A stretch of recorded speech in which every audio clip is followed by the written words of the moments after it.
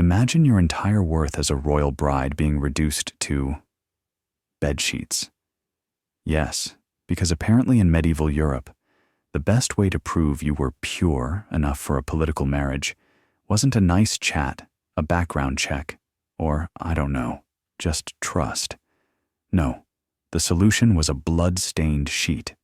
After the wedding night, servants would collect the sheets and parade them around like a championship trophy. No blood? Congratulations. Your new husband could accuse you of fraud, your family of deception, and the whole alliance might crumble faster than a stale croissant. Now, biology lesson time.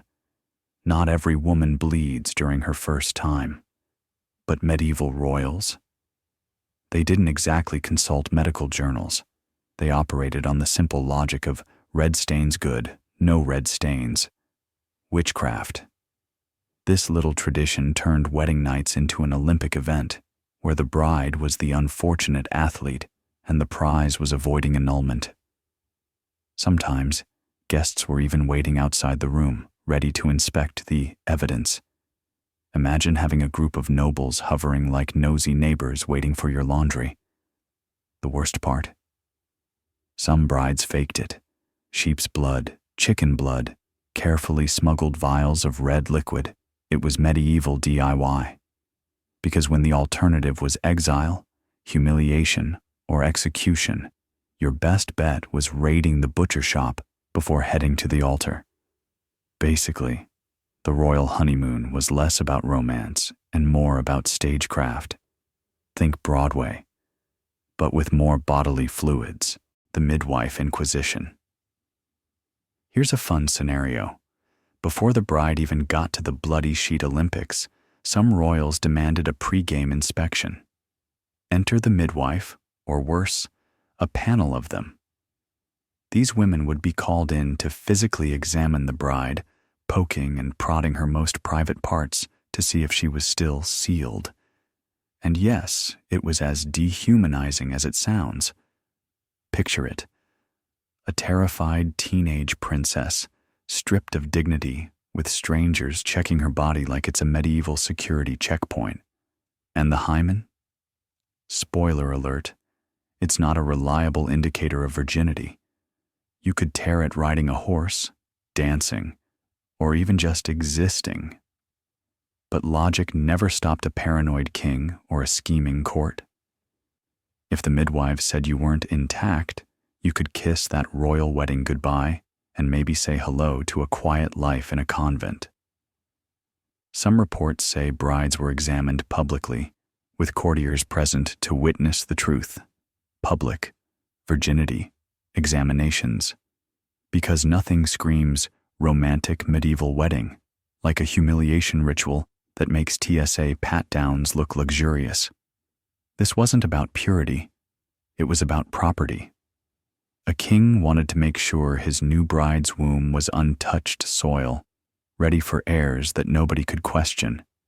So, the midwives weren't healers here. They were gatekeepers of dynasties. And in the end, these so-called tests reduced powerful queens-to-be into lab rats, all for the satisfaction of an anxious royal ego. The witnessed consummation. Nightmare. You thought the bloody sheet parade was bad? Oh no, some courts took it up a notch. The witnessed consummation. Imagine your wedding night turning into a group project. Nobles, priests, or sometimes even a whole council of advisors might literally sit in the room, or just behind a curtain, to make sure the marriage was truly official. Subtlety? Zero. Dignity? Negative. The logic was simple. If heirs were going to be born, everyone wanted absolute proof the couple had done their duty. And proof, in this case, meant turning a private moment into something closer to courtroom evidence. If the couple didn't succeed, suspicions erupted. Maybe the bride wasn't considered pure. Maybe the groom was unfit. Maybe divine disapproval was at play.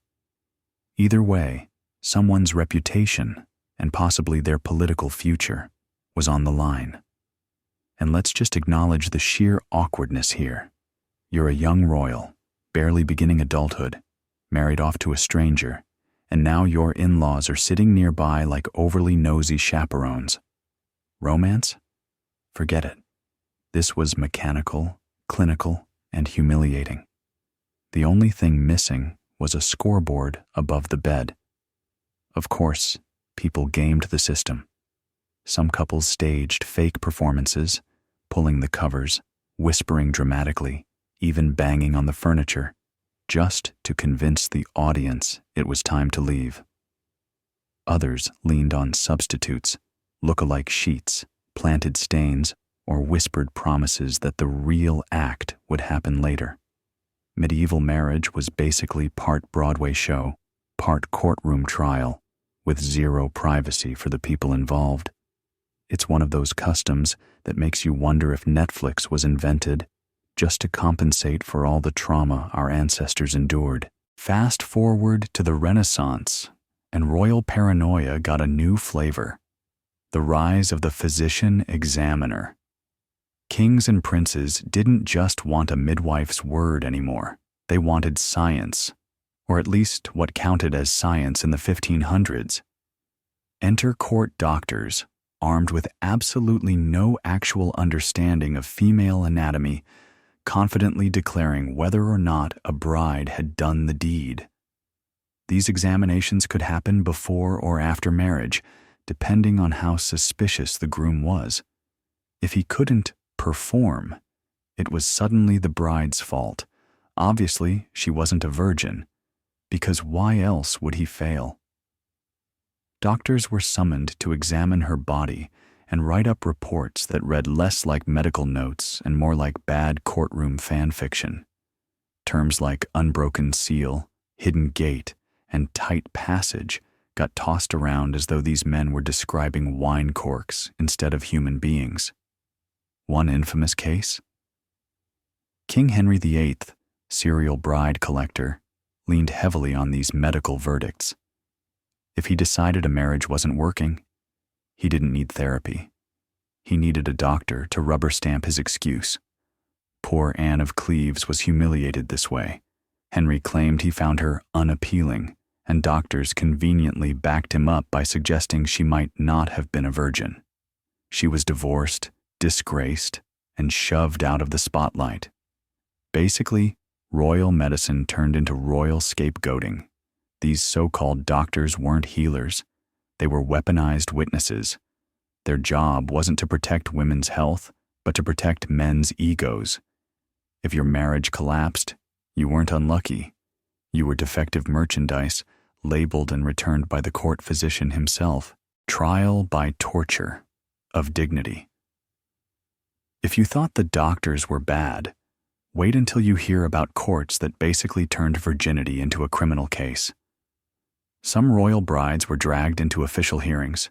Yes, actual trials, where the big question wasn't treason or witchcraft, but whether they'd had sex before marriage. And like any good trial, there was evidence. But in this case, the evidence was their body, their word, and humiliating testimony from anyone who had ever been within 10 feet of them. Picture a terrified princess in front of a room of gray-bearded judges, forced to answer questions like, did you ride horses as a child? Did you ever dance too hard? Did you sneeze aggressively? Because remember, in their minds, literally anything could compromise virginity. You had to prove a negative, convince a hostile audience that you'd never, ever been touched. Good luck with that. And the punishments? If you failed, it wasn't just embarrassment. Whole dynasties could collapse. Alliances dissolved, dowries were revoked, and brides could be cast off into convents, or worse, executed. You were basically a political bomb waiting to detonate, all because some bishop decided your hips looked too experienced. It's the kind of absurdity that makes modern scandals, like a celebrity caught texting their ex, look like child's play. At least those don't end with nuns dragging you away while your ex-husband marries someone else the following week. In short, Virginity trials weren't just about purity. They were about power, politics, and the bizarre medieval obsession with controlling women's bodies in the name of truth. The Bedchamber Olympics. Here's a particularly disturbing spin. Some cultures staged actual tests of endurance in the royal bedchamber. A bride's virginity wasn't just proven by blood or by word of mouth. It was measured by how she responded under pressure. Yes, this was as exploitative as it sounds. The expectation was that a virgin bride would be shy, stiff, or even in pain. If she appeared too comfortable, too responsive, or, God forbid, actually enjoyed herself, suspicions immediately flared. So, the bizarre logic was, if you looked miserable, you passed. If you seemed fine, you failed. This put brides in the twisted position of having to act traumatized in order to be accepted as pure. And it didn't stop there. Some kings demanded reports from attendants stationed right outside the room, listening for clues. Too much noise? Too little noise? Either way, you could be accused of faking it. Basically, royal bedrooms turned into surveillance states. Forget privacy. Your first night was a live audition, judged on how convincingly awkward you were. The whole system boiled down to a catch-22. Be miserable and you're considered innocent, but show any trace of humanity or pleasure, and you're instantly guilty. Imagine starting your marriage with the expectation that your best acting role would be scared teenager in agony. Shakespeare couldn't have written a crueler script. Public gossip court. Sometimes the virginity test didn't even involve a midwife, a doctor, or bloody sheets. It was the court's collective rumor mill. Your purity could be confirmed or denied based on the whispers of servants, former tutors, or jealous rivals. Did a maid once see you laugh too freely with a stable boy? Suspicious. Did you ride horseback without a saddle? Definitely suspicious. Did your corset fit a little too snug? Ah, yes, the damning evidence of scandal.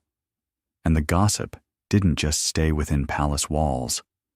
Courtiers spread it like wildfire across Europe, especially when royal marriages were tied to fragile political alliances.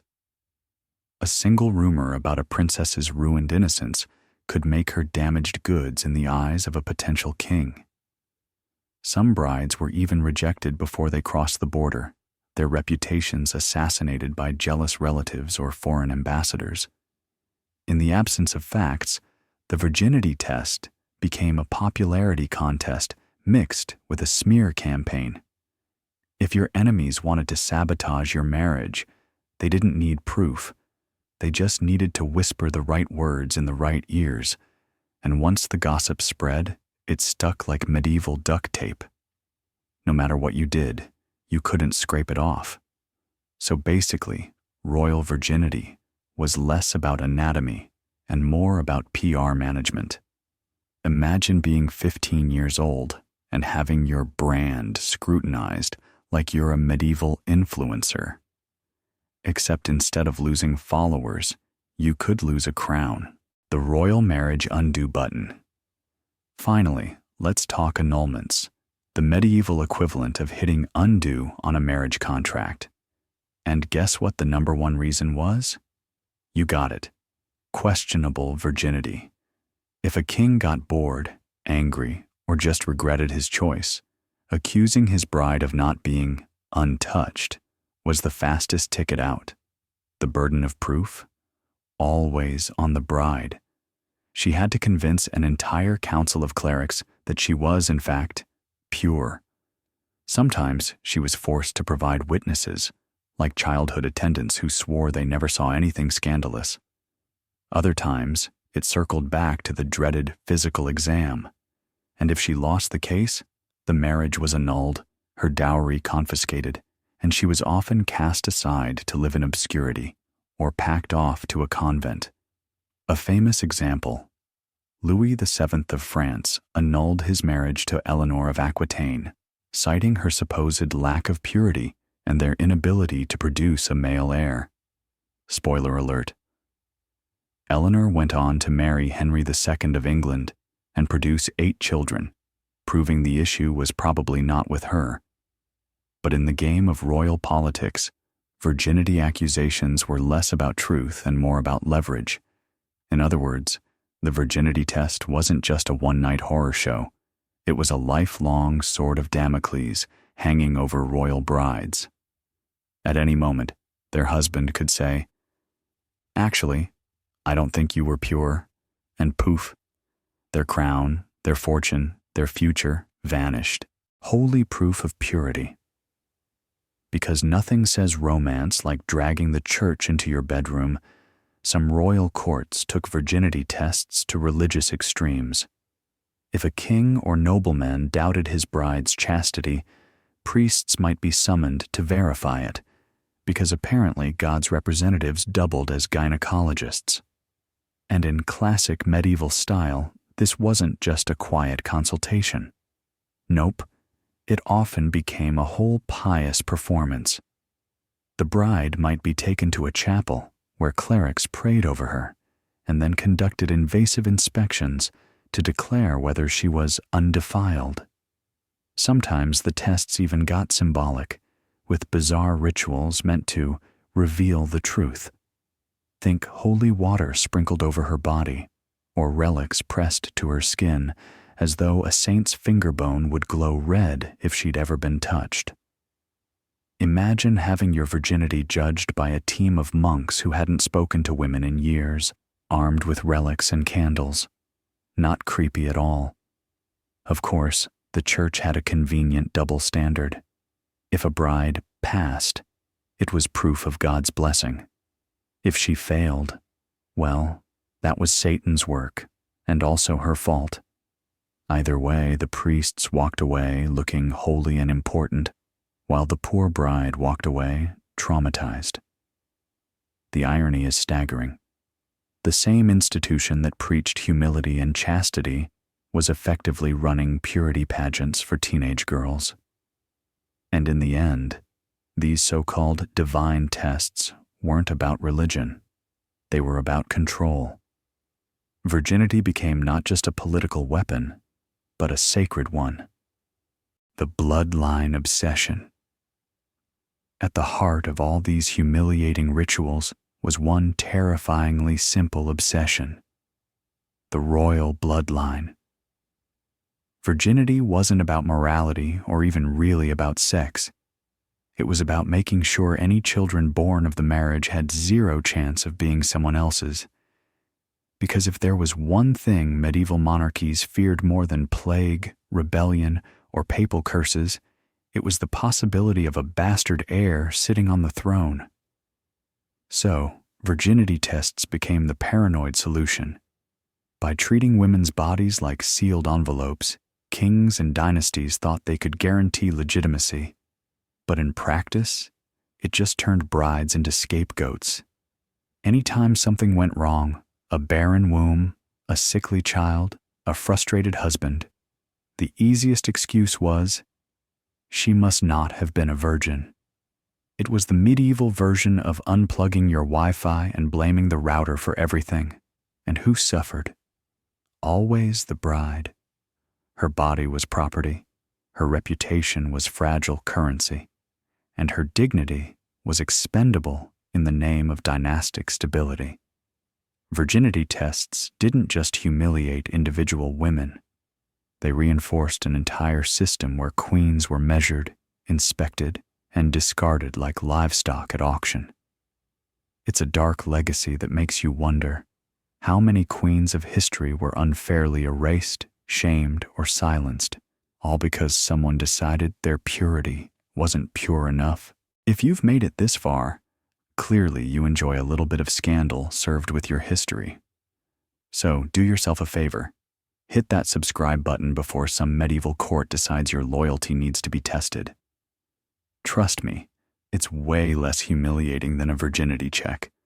Subscribe now, and I'll keep digging up the bizarre, the forbidden, and the downright ridiculous stories history tried to bury.